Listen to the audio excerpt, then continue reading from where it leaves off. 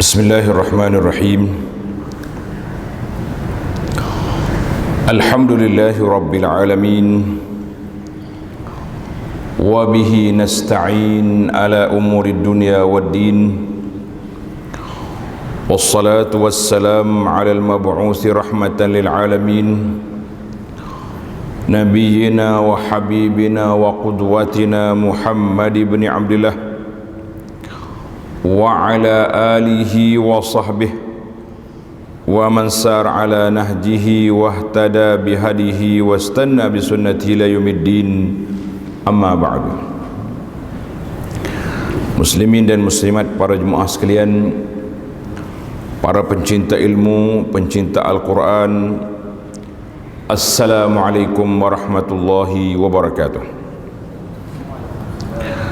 Alhamdulillah, syukur kita pada Allah Azza wa Jalla kerana pada pagi ini 14 Ogos 2022 kita dapat bertemu kembali di Masjid Sayyidina Abu Bakar As-Siddiq radhiyallahu anhu dalam program Tadabbur Al-Quran. Kita baca beberapa ayat dan kita cuba meneliti apakah yang Allah Subhanahu wa taala sampaikan kepada kita ini, kerana Al-Quran itu adalah merupakan kitab hidayah, kitab petunjuk.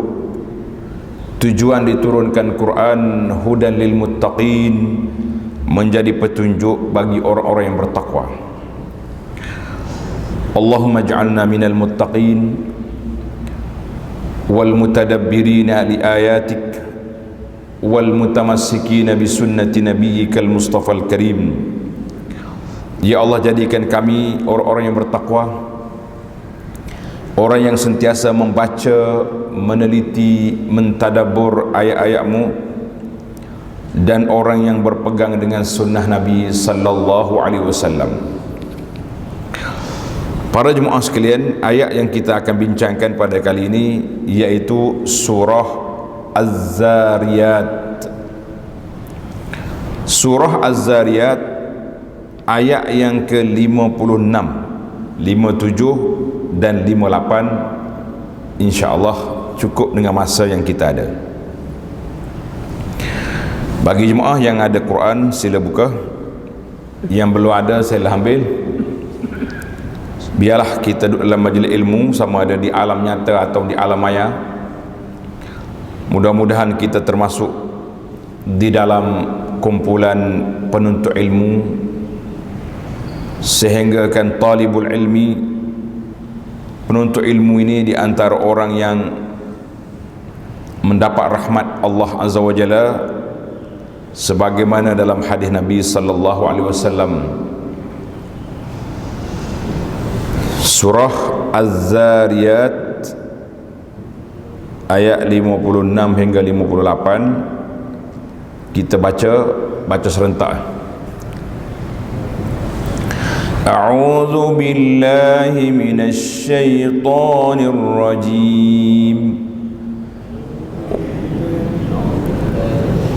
وَمَا خَلَقْتُ الْجِنَّ وَالْإِنسَ إِلَّا لِيَعْبُدُونَ مَا أُرِيدُ مِنْهُمْ مِنْ رِزْقٍ وَمَا أُرِيدُ أَنْ يُطْعِمُونَ إِنَّ اللَّهَ هُوَ الرَّزَّاقُ ذُو الْقُوَّةِ الْمَتِينِ.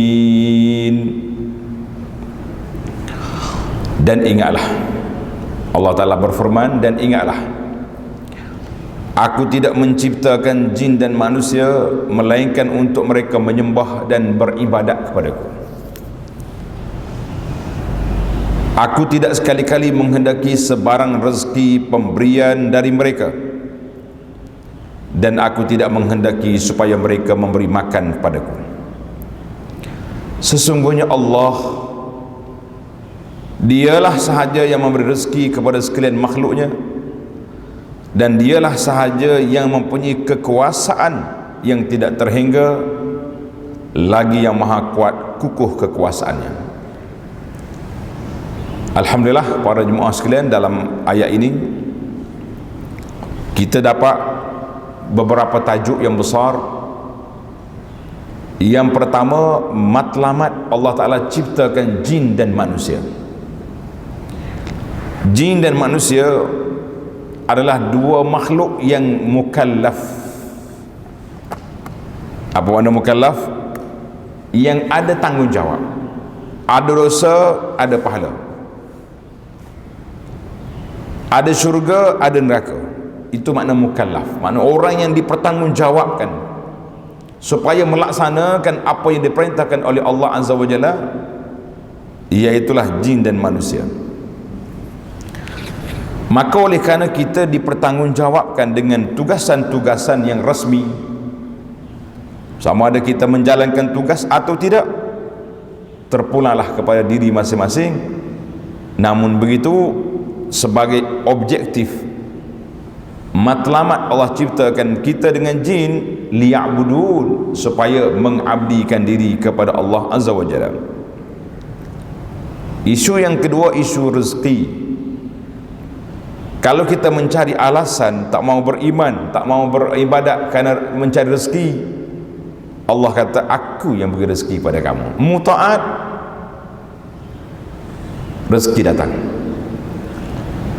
Tapi dia tak datang menggolek, kata orang. Dia akan datang dengan usaha yang kita buat. Cuma kita kena faham bahawa kita berusaha, tapi pemberi rezeki yang sebenar, al-mu'ti huwa Allah, Allah Ta'ala yang beri.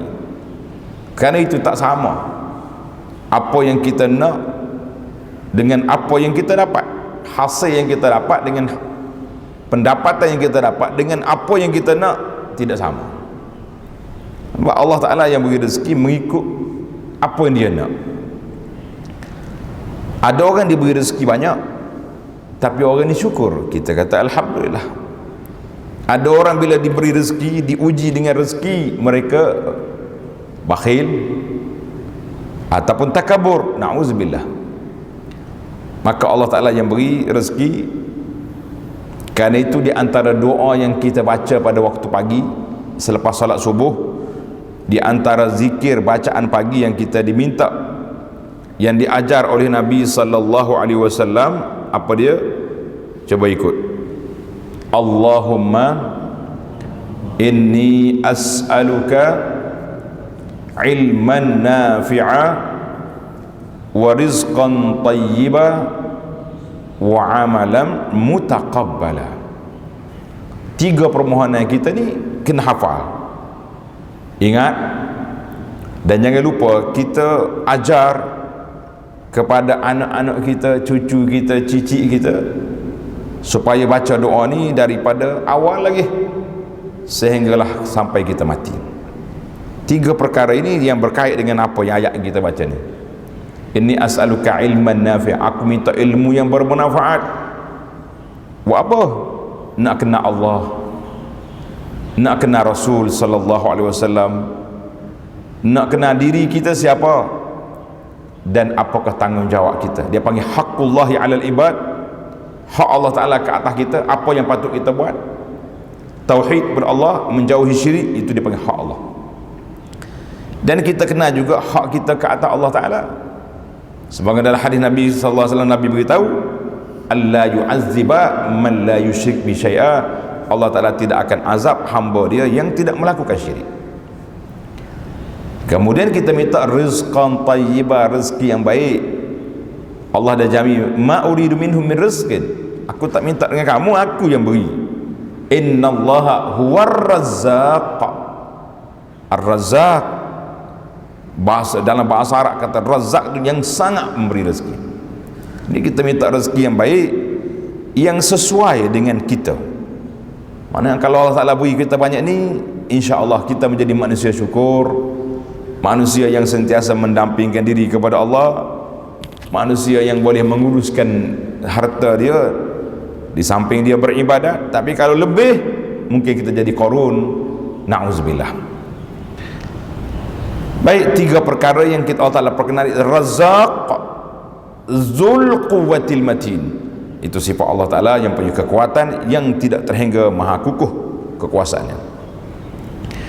3 ayat yang kita baca ini kata Al-Imam Ibnu Katsir, tanda tokoh ulama besar dalam dunia Islam ni, nama dia Al-Imamul Hafiz Ibnu Katsir, ahli tafsir. Kalau tuan-tuan nak beli tafsir Ibnu Katsir, beli ringkasan dia, ringkasan Mukhtasar Ibnu Katsir, ringkasan. Kalau beli hak ibu dia, takut tak jumpa cari jalan. Sebab Ibnu Katsir ni dia bawa riwayat, kemudian dia kritik riwayat tu. Kalau riwayat tak sahih, dia akan bagi tahu. Jadi kita payah sikitlah. Yang kita nak ambilnya khulasah, nak ambil apa yang nak disampaikan, apa yang kita boleh faham tentang ayat-ayat Allah itu. Itu yang penting bagi kita. Kata Ibnu Katsir rahimahullahu taala, wa ma'nal ayah. Makna ayat ini apa? Ini apa? Allah SWT menciptakan hamba-hambanya liya'buduhu wahdah. Allah ciptakan kita supaya kita menyembah Allah Azza wa Jalla semata-mata, la syarika lahu, yang esa, yang tunggal, yang tidak ada sekutu baginya.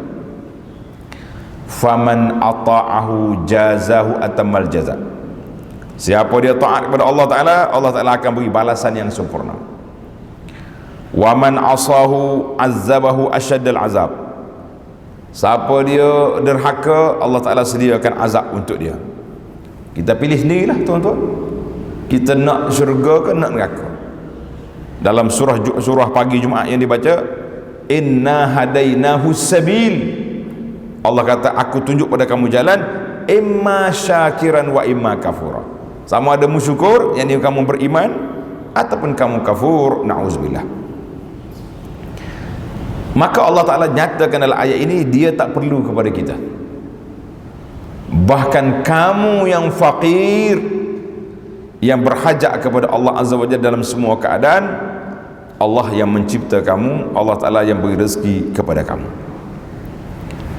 Ayat ini ditafsirkan juga dengan surah Fatir. Tanda surah Fatir ayat 15, ya ayyuhan nasu antumul fuqara'u ilallah. Wahai manusia, kamu semua itu fakir, berhajat kepada pertolongan, bantuan daripada Allah. Wallahu huwal ghaniyul hamid. Allah Ta'ala maha kaya, dia lagi maha terpuji. Dalam hadis Nabi sallallahu alaihi wasallam mengajar, menceritakan kepada kita bahawa satu hari Nabi kita sallallahu alaihi wasallam dia baca ayat. Kata di Abu Hurairah radhiyallahu anhu, Nabi baca ayat,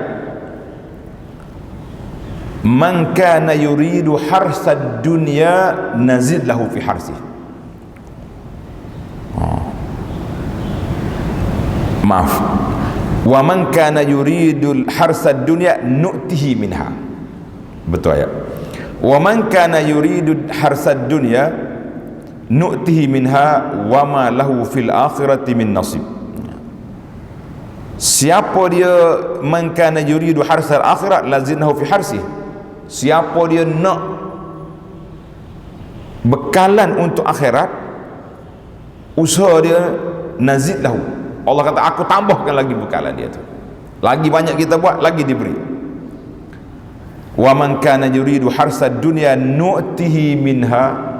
Siapa dia hijau atas dunia, duk mikir dunia je, dia tak mikir ke akhirat, aku beri juga. Sebab tahu itulah orang yang mengejar dunia, dia dapat sebahagian daripadanya lah.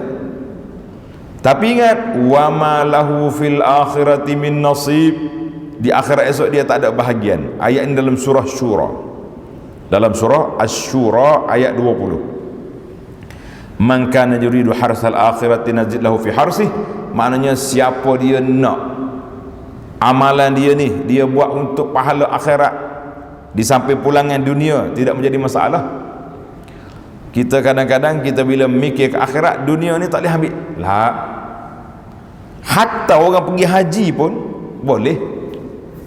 Dia panggil dalam Quran kata liyashhadu manafi'a lahum, supaya orang ni boleh ambil manfaat. Ulama tafsir kata manfaat haji ni ukhrawi wa dunyawi. Manfaat akhirat, manfaat dunia. Banyak saya tengok sahabat-sahabat kita ni bila pergi haji, manfaat akhirat tu insya-Allah kita mendapat keredaan, mendapat keampunan Allah Azza wa Jalla. Kalau kita buat haji tu dengan sempurna, dia panggil haji mabrur, banyak lagi pahala-pahala yang disediakan. Manfaat dunia pun banyak. Sahabat-sahabat kita ni bila kita berjumpa orang yang tak kenal, boleh berkenalan. Awak di Malaysia bagi apa? Oh, saya bisnes begini. Ni tuan, puan bagi apa? Haji hajah ni bagi apa? Saya bagi perubatan contohnya. Balik-balik haji jujur pakai pergi ke klinik kawan ni, tengok macam-macam dia punya test. Ada test darah, ada test kolesterol, ada siapa tak makan. Jadi kita maknanya manfaat duniawi ada, manfaat ukhrawi tu ada. Maka bila kita kata man kana yurid harsal akhirah, siapa dia nak untuk akhirat tapi sekaligus dunia dia dapat, kita kata dua-dua, alhamdulillah. Tapi ingat, siapa dia harsad dunia, dunia saja, wa ma lahu fil akhirati min nasib, dia tak ada bahagian di akhirat. Bila baca ayat ni, qala Rasulullah sallallahu alaihi wasallam, Nabi kita pun bersabda, yaqulullahu ta'ala. Para jemaah, kita kena ingat ini disiplin ilmu hadis. Disiplin ilmu hadis ni bila Nabi sebut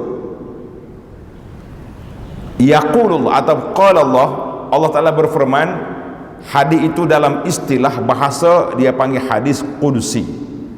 Hadis qudsi. Ingatlah, yaqulullah, Allah Ta'ala berfirman. Tulis hadis ni menarik. Ibn Adam, Allah kata, hei anak Adam. Siapa dia anak Adam? Kita lah anak Adam. Tafarragh li ibadati, hendaklah kamu ambil masa, tumpukan melakukan ibadat kepada aku. Buat kerja-kerja lah, tapi konsep dia ibadat kepada Allah Azza wa Jalla. Kejap lagi kita huraikan makna ibadat. Tafarraq li ibadati, kalau kamu tumpukan masa untuk beribadat kepada aku, amla sadraka ghinan, aku letakkan dalam hatimu perasaan kaya. Bila kita rasa kita kaya, kita tidak tamak, sebab kita rasa banyak dah harta yang kita ada ni. Ni banyak dah ada ni, aset ada dah berapa? 20-10 juta dah ada. Tapi duk rasa pakai situ, tengok orang tamak lah. Wa asudda faqrak, aku tutupkan kefakiran kamu. Fakir tak ada dah, kita rasa kita kaya, kita tidak tamak lagi. Wa illa taf'al, kalau kamu tak buat, duk sibuk dengan dunia ya, tak mikir kepada Allah Azza wa Jalla, malaktu sadraka syughlan, aku penuhkan dalam dadamu tu kesibukan. Sibuk baca Quran ada hari ni, oh tak sempat. Zikir tak sempat. Pergi masjid lagi, oh sudah. Walam asudda faqrak, aku tidak tutup pintu kefakiran di celah matamu, tak tutup. Dia tengok orang dia tamak. Hadis ini akhrajahu Tirmizi wa Ibnu Majah wa Ahmad wa ghairuhu wa sahahahu jam'un minal muhaqqiqin. Alhamdulillah. Maka hadis ini menceritakan kepada kita tentang kewajipan mengabdikan diri kepada Allah Azza wa Jalla. Jadi Allah kata, Ibn Adam, manusia, anak Adam tu kita lah tu. Tafarragh li ibadati, maknanya musibukkan diri kamu beribadat kepada aku. Apa makna ibadat? Nanti sibuk pula, dia ni ustaz ni orang tengah duk bisnes, laju-laju dia suruh ibadat, takkan lagi bertapa dalam gua. Tak ada dalam Islam ni. Nabi kita sallallahu ajar kita pergi bertapa lah. Yang dia ajarnya supaya kita beriktikaf. Iktikaf dalam masjid ada, tapa dalam gua tu tidak, kecuali fi sa'atil fitan, zaman fitnah.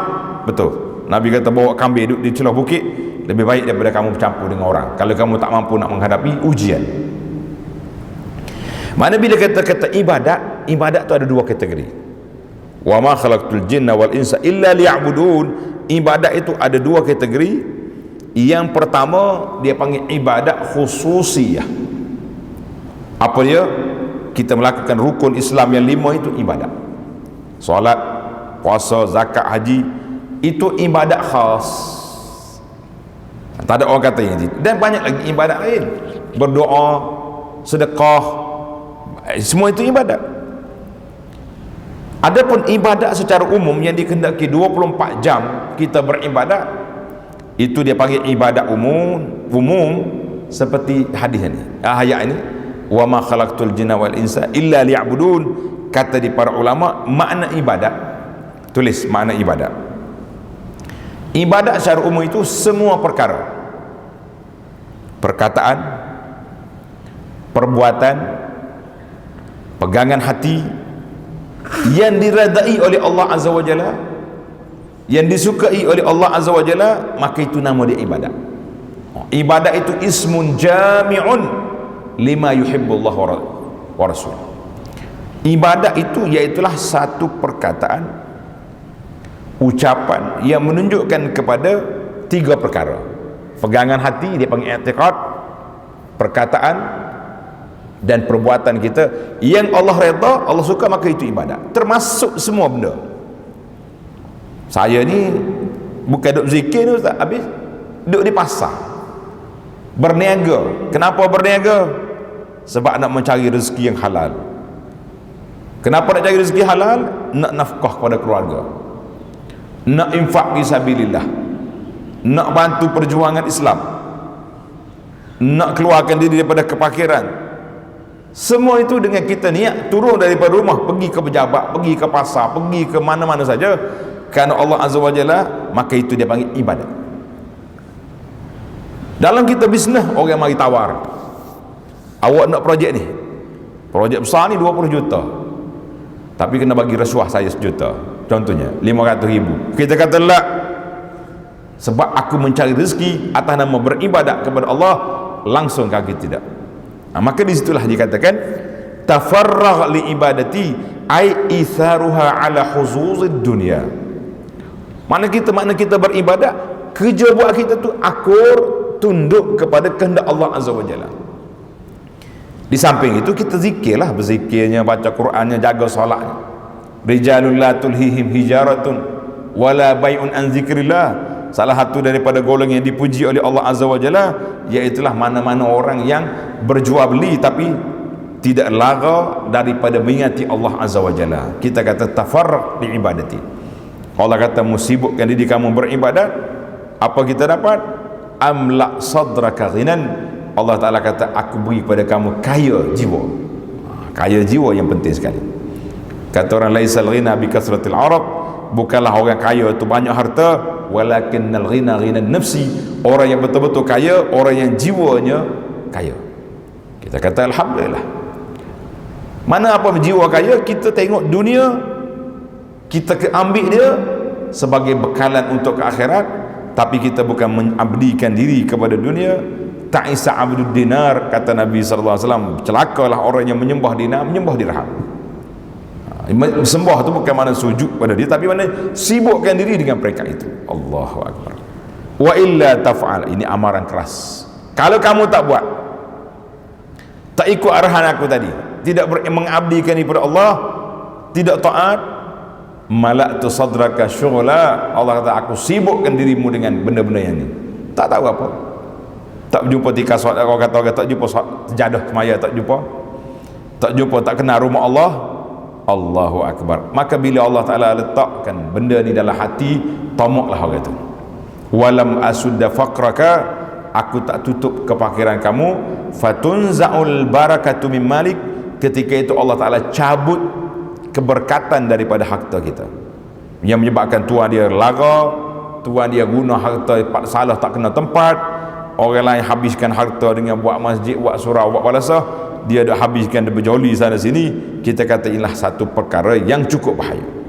Baiklah para jemaah sekalian, jadi sekali kita faham bahawa Allah Subhanahu Wa Taala bagi tahu kepada kita supaya kita mengabdikan diri kepada Allah, dan ditafsirkan oleh Ibnu Katsir juga hadis ini menjelaskan apa makna beribadat kepada Allah Azza wa Jalla. Yang jadi masalah kepada kita sekarang dalam apa yang anda perhatilah, nak kata kajian tu kajian juga, penjajah untuk di negara kita ni British, kita panggil orang putih hak kafir itulah. Di negara lain Perancis, di Indonesia Belanda contohnya. Puak-puak ni al-kufru millatun wahidah, geng kafir ni negara mana pun kepala dia satu je, iaitu nak merusakkan umat Islam. Di antara benda yang dirusakkan oleh orang putih ni, saya sebut orang putih ni maknanya orang kafir itulah, penjajah senang sebut penjajah. Setengah orang tu dia marah, dia kata orang putih ramai ikut Islam, kita dah jadi istilah dah orang putih. Buat penjajah ni bila dia masuk negara umat Islam, di antara yang dia rusakkan yang pertama sekali mafhumul ibadah. Dia rusakkan kepahaman makna ibadat. Dia sempit. Ibadat itu dikurung dalam skop solat. Muna solat, boleh bina masjid, tak ada masalah, kita benar. Nak zakat, lagi bagus, boleh duit, setuju. Nak puasa, puasalah. Dia pun tumpang mari buka puasa sekali dengan kita juga. Nak pergi haji, disediakan kapal laut. Anda tengok dalam gambar lama, Allah irham bapak saya pergi haji tahun 60-an dulu, kapten yang bawa jemaah haji tu orang putih. Tak ada masalah, orang putih bawa pergi Mekah kita. Sekarang ni kita naik kapal terbang itu banyak kapten pilot yang bawa kita ni orang Islam dah lah. Setengah tu Pak Haji dah bawa kita, seronok kita. Nak baca naik kapal terbang, nak terbang tu baca doa dulu, alhamdulillah. Tapi bila tak ada masalah, itu dia panggil dikurungnya Islam tu dalam ibadat-ibadat khususiyah. Adapun yang lain tidak, maka dirusakkan kepahaman mafhumul ibadah. Bila rusak hak ni, anak orang Islam jadi sekular. Aku solat dah, habis tak tutup aurat, itu hak peribadi. Berniaga dengan riba, hak peribadi. Apa benda ini masalah peribadi. Masalah aku dengan Tuhan dah selesai, solat, subhanallah. Maka rusaknya mafhumul ibadah ini para jemaah sekalian memberi kerusakan yang besar dalam kepada masyarakat Islam. Itu salah satu daripada kejayaan yang dibuat oleh orang kafir. Quran dibenar untuk baca, dibenarkan untuk dimusabaqah, tapi jangan sekali-kali cuba nak bentang undang-undang Islam yang ada dalam Quran. Itu tidak, itu menyalahi perlembagaan yang kami sudah atur. Sah? Baiklah, isu yang pertama kita mafhumul ibadah ini sangat penting. Para jemaah kena ambil perhatian besar dalam masalah ini. Kita dengan jin sekali. Maka Allah Ta'ala sebut ma uridu minhum min rizqin. Isu yang kedua, isu rezeki. Rezeki ini Allah Ta'ala bagi tahu kepada kita, aku yang sediakan rezeki kepada kamu. Aku yang sediakan rezeki kepada kamu. Dalam surah Hud, tanda surah Hud ayat 6, Allah kata wa ma min dabbatin fil ardi illa 'ala Allahi rizquha. Wa ma min dabbatin fil ardi, tidak ada benda yang melata atas muka bumi, atas bumi ke dalam bumi, termasuk ulat-ulat yang duduk celah batu, dalam batu. Allah Ta'ala kata aku bagi rezeki. Tuhan tak lupa. Dia tak terlupa, kata terlupa 3 hari dah tak boleh makan kau duduk dalam batu tu, kau duduk dia patah pokok. Tak ada je. Kita kadang-kadang kita mikir dia makan mana benda ni, makhluk-makhluk makhluk yang halu-halu ni mana dia ambil makanan. Kalau hok gajah, harimau tu kita nampak, tapi hok kecil-kecil tak ambil mana makanan. Sebab itulah kita ni kalau kita tengok TV, tengok National Geographic tu, Oh, Masya Allah. Kalau kita tengok dengan kacamata keimanan, banyak kita berzikir, beristighfar, bertasbih masa tu. Tengok Allah, Masya Allah, Subhanallah. Kita tengok Allah Ta'ala yang beri rezeki, macam mana dia orang jumpa rezeki. Nah, Tuhan kata wa ma min dabbatin, tidak ada makhluk yang berjalan atas bumi ni, Allah Ta'ala kata aku sedia rezeki. Kalau rezeki habis, mati. Sebab itulah setengah-setengah orang ni bila nak mati, di antara tanda-tanda dia yang tak lalu makan. Tak lalu makan dah. Makan hak ni tak sedap, yang ni tak sedap. Semua benda tak, maknanya rezeki ditarik. Kita hak berasa lambat lagi nak mati pun terasa dah rezeki kena tarik tu. Betul tak? Oh, zaman kita muda dulu, Masya Allah, pantang jumpa. Tidak pantai jumpa, jumpa makan belakang. Orang ajak kepala kambing, bismillah. Ajak orang ni bismillah. Bila mari tua sikit ni, air lain macam dah. Menu apa hari ni? Bakar kambing bakar, ayam tak ada. Kenapa? Naik darah dah. Dia punya ada ayam, ikan ada, daging putih dia panggil. Mula cari tu. Banyak sekatan. Sehingga kan orang buat gurau, dikata zaman muda dulu pakai minyak wangi, sudah tua pakai minyak angin. Dia dua tu ya tak? Zaman muda minyak wangi, sudah tua minyak angin. Allahu Akbar. Zaman muda ada pantang jumpa, sekarang ni pantang sungguh. Banyak benda yang kita berpantang tak boleh makan. Itu. Tapi rezeki Allah Ta'ala tu Tuhan bagi tahu, semua yang ada atas dunia ni rezeki dia bagi. Maka dalam hadis Nabi kata la tastabti', kamu jangan sangka rezeki itu lambat mari. Jangan sangka. Sehingga bila kita sangka rezeki lambat mari, kita mula mencari lorong yang tidak halal. Alhamdulillah, sebab itulah dia panggil dalam bahasa kita ni, dia panggil al-qanaah.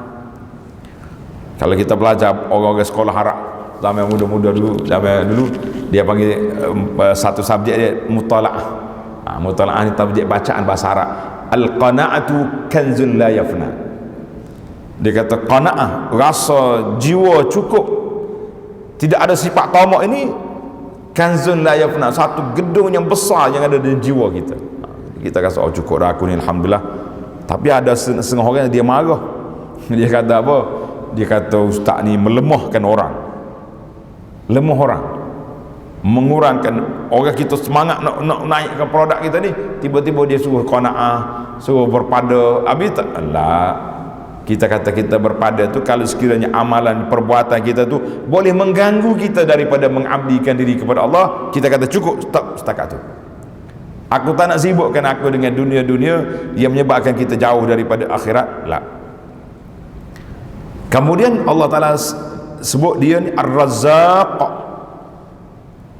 yang maha pemberi rezeki. Allah Ta'ala ni pemberi rezeki yang bukan sekat rezeki, pemurah. Orang kata ke dia macam-macam, syirik pada Allah Ta'ala, kata Tuhan ada anak lah, kata tu kata ni. Ta'ala Allahu amma yaqulu zalimuna uluwan kabira. Tetap dia beri rezeki. Kita makhluk ni lain. Sekali kita dengar orang ni kata tak baik ke kita, dia tu mengumpat awak. Kalau kita ada majlis kenduri, senara ni gugur dah nama dia. Dia ni tak boleh makan saya. Sudah kutuk aku, panggil apa mari. Allah Ar-Rahman Ar-Rahim, makhluk duk kutuk dia ke? Makhluk syirik pada Allah Ta'ala, makan lebih banyak daripada orang yang beriman kepada Allah Azza wa Jalla. Razak dia beri. Tapi ingatlah, mereka tu nampak sedap atas dunia. Sebab apa? Sebab dunia ni ad-dunya jannatul kafir, syurga bagi dia. Mana kalau dia tak mewah lah ni, tak ada lah, mati habis. Kita kalau kita sempit atas dunia pun, kita ada lubang, ada ruang yang besar. Kata Nabi SAW, syurga, kubur raudatun min riyadil jannah. Kubur itu taman syurga, pintu masuk syurga. Maknanya ada orang yang mati lebih baik daripada hidup. Hidup susah, sakit, mati duduk dalam kubur, luah kubur dia. Subhanallah. Dalam akhirat esok banyak lagi kelebihan. Maka Allah Ta'ala Razzaq, dia beri rezeki kepada semua makhluk dia, tak kira kafir ke Islam, Tak kira hayawan ke orang, jin ada rezeki dia masing-masing, makanan dia. Maka Allah Ta'ala perkenalkan dia Zul Quwwatil Matin. Allah Ta'ala yang punya kekuatan yang tak ada siapa boleh cabar, Al-Matin, yang teguh, yang begitu kuat. Baik para jemaah sekalian, itulah ayat yang kita tadabbur. 3 ayat yang pendek, tapi boleh dipanjang-panjangkan. Kalau kita nak panjangkan lagi, jauh kita boleh pergi. Sebab apa? Sebab makna ibadat kepada Allah Azza wa Jalla itu besar.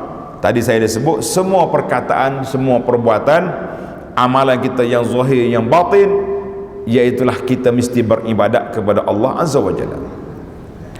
Maka mafhum ibadat tadi kita sebut, satu ibadat umum, ini yang kita diperintahkan oleh Allah Azza wa Jalla. Satu lagi dia panggil ibadat khusus, iaitulah ibadat yang kita namakan ibadat, beribadat, semaya, puasa, baca Quran.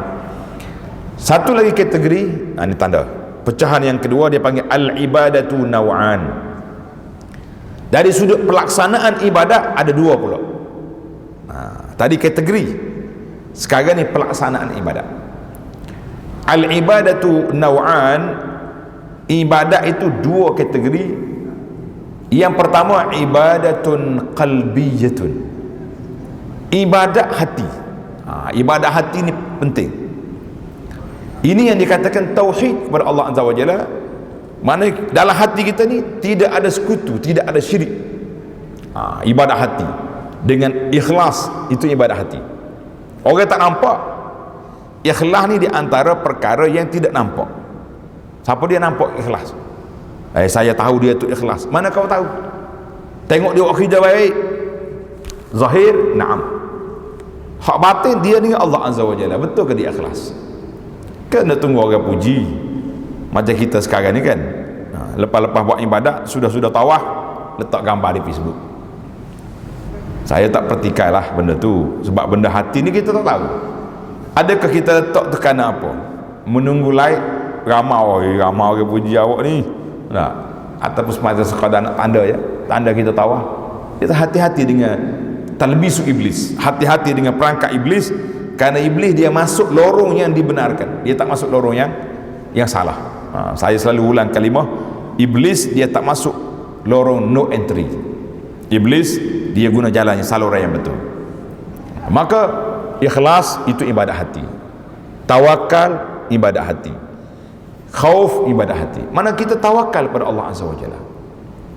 Saya walaupun di rumah saya gantung azimat, gantung tangkal, tapi hati saya dengan Allah. Kita kata, mana kau tahu hati dengan Allah? Kalau tidak, kalau kamu kata tidak bergantung dengan tangkap azimat, kenapa kamu gantung?